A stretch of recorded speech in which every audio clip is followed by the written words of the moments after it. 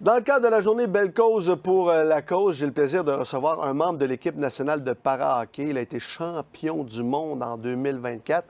Vincent Boily, bienvenue à l'Antichambre. Merci d'être là. Bon, mais merci de m'avoir accueilli. Bon, champion du monde en 2024, c'est un super titre. Tu vas même participer aux Jeux paralympiques à Milan-Cortina. Mais le destin ne devait pas techniquement t'amener à être en para-hockey. Tu as eu une belle carrière en hockey debout, c'est comme ça qu'on dit.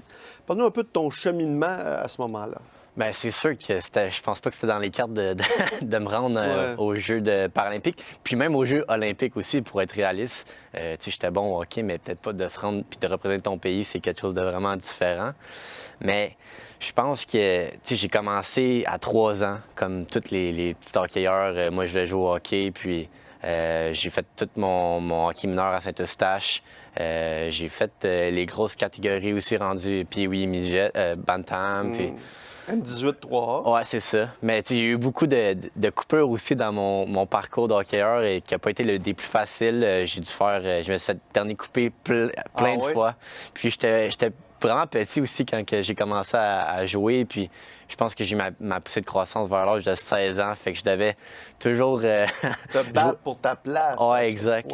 Exact. Fait que ça a été... C'est pour ça que j'étais peut-être pas dans les radars tout de suite. Puis quand j'ai eu ma poussée de croissance, puis c'est là que les choses ont vraiment plus débloqué pour moi. Puis j'ai commencé à faire plusieurs points, puis commencer à chercher un peu le regard des recruteurs. Puis que c'est pour ça que j'ai... Puis après ça... mon année midget 3, j'ai signé avec l'Océanique de Rimouski. Parce que tu n'avais pas été repêché dans la JMQ. Donc, tu as signé un contrat, ça c'est en décembre 2017. Exact. Toi, tu te prépares à aller rejoindre l'Océanique de Rimouski. Sauf qu'en décembre 2017, arrivent les événements et que j'aimerais que tu nous racontes. Ben c'est ça. Moi, je suis un gars du Lac-Saint-Jean, puis ma famille est encore là aujourd'hui. Fait que pendant le temps des fêtes, évidemment, l'activité au Lac-Saint-Jean, c'est vraiment le skidoo. Fait qu'on a fait toute la semaine, puis il n'y a pas eu de problème, mais la journée du 26 décembre, une journée après Noël, les conditions étaient vraiment pas idéales pour faire ça. Il faisait vraiment froid, c'était glissant. Puis, tu sais, c'était la dernière ride avant que je retourne à Montréal. Puis, fait que dans ma tête, d'un gars de 17 ans, tu penses pas que ta vie peut changer à ce moment-là. Puis, fait que c'est ça, j'ai pas pris les précautions nécessaires avant de partir. Je suis parti sur le rush, j'étais comme ça, faire une petite dernière vite là, avant de partir.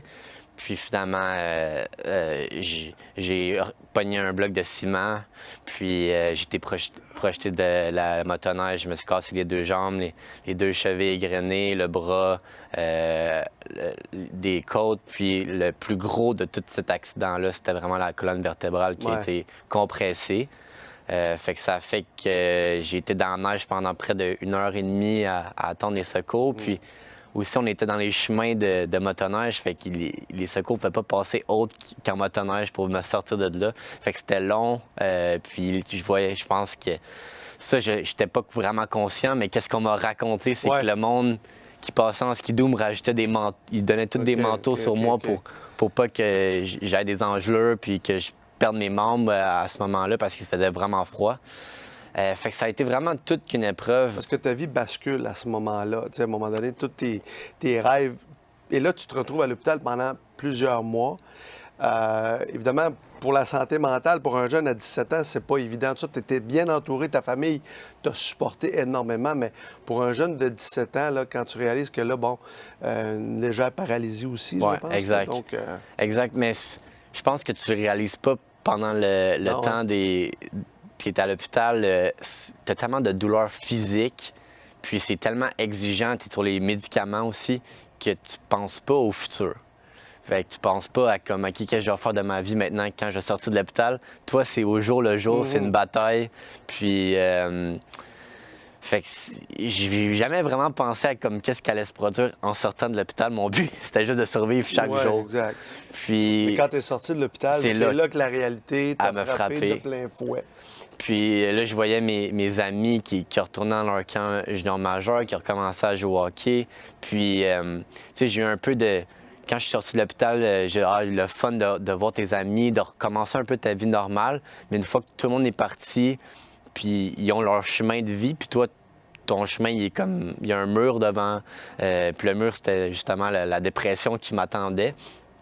C'est sûr que ça a été extrêmement difficile, surtout à 18 ans. Tu veux dire, tu n'as pas besoin de répondre à ces questions-là aussi rapidement. Puis, je voulais jouer au hockey le plus longtemps possible, mais là, tu es confronté à ça. Mais tu es quelqu'un qui a vécu des épreuves. Tu disais, dernier coupé, bon, Ouais. tu avais de l'adversité, mais tu as voulu continuer à faire du sport.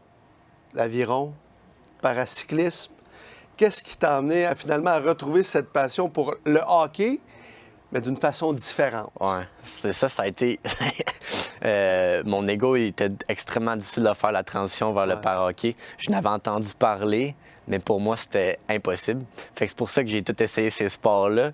Puis aussi, il faut dire que ça a pris du temps avant que je me remette dans le sport parce que vivre avec la santé mentale qui était vraiment difficile pour moi, c'était tough de juste avoir un commitment pour le sport que ça prenait. Fait que j'étais vraiment pas prêt. Fait que ça a pris plusieurs essais-erreurs. Puis quand que le hockey est arrivé, le para-hockey est arrivé, c'est là que le switch est arrivé. Puis j'étais comme, OK, j'ai trouvé ce sport-là, je vais devenir le meilleur joueur qui est possible. Fait que ça... Tout de suite, là, le switch, les Jeux paralympiques, c'est arrivé dans ma vie. Mais l'ascension, je disais, l'ascension s'est fait quand même rapidement. Oui, exact. T'sais, oui, c'est du para-hockey, mais tes instincts de joueur que tu avais en hockey debout, tu pouvais les conserver là-dedans. Mais tu as eu une ascension assez extraordinaire. Je pense qu'en 2022-2023, tu étais sur l'équipe nationale. Là. Exact. Et c'est quand même une ascension extraordinaire. Oui, fait que j'ai eu 1 an avec l'équipe du Québec. Puis, mais si je pense que c'est dans le mindset. Quand j'ai commencé, pour moi, j'avais un rêve, c'était les Jeux paralympiques, puis j'avais des objectifs de devenir un bon joueur au Canada.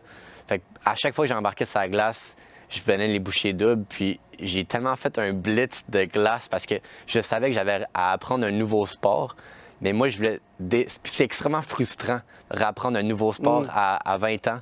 Quand tu as travaillé toute ta vie depuis 3 ans à jouer au hockey, là, tu dois apprendre comment manier une luge. Fait que c'est extrêmement frustrant de commencer. Fait que j'ai mis vraiment les bouchées doubles pour être vite bon parce que sinon, je savais que mon ego ne l'aurait pas pris. Mais le travail t'a aidé là-dedans. C'est ça, plus tu travailles, plus tu récoltes tes résultats. Et là, les résultats, c'est que tu vas être sur la plus grande scène aux Jeux paralympiques en Italie.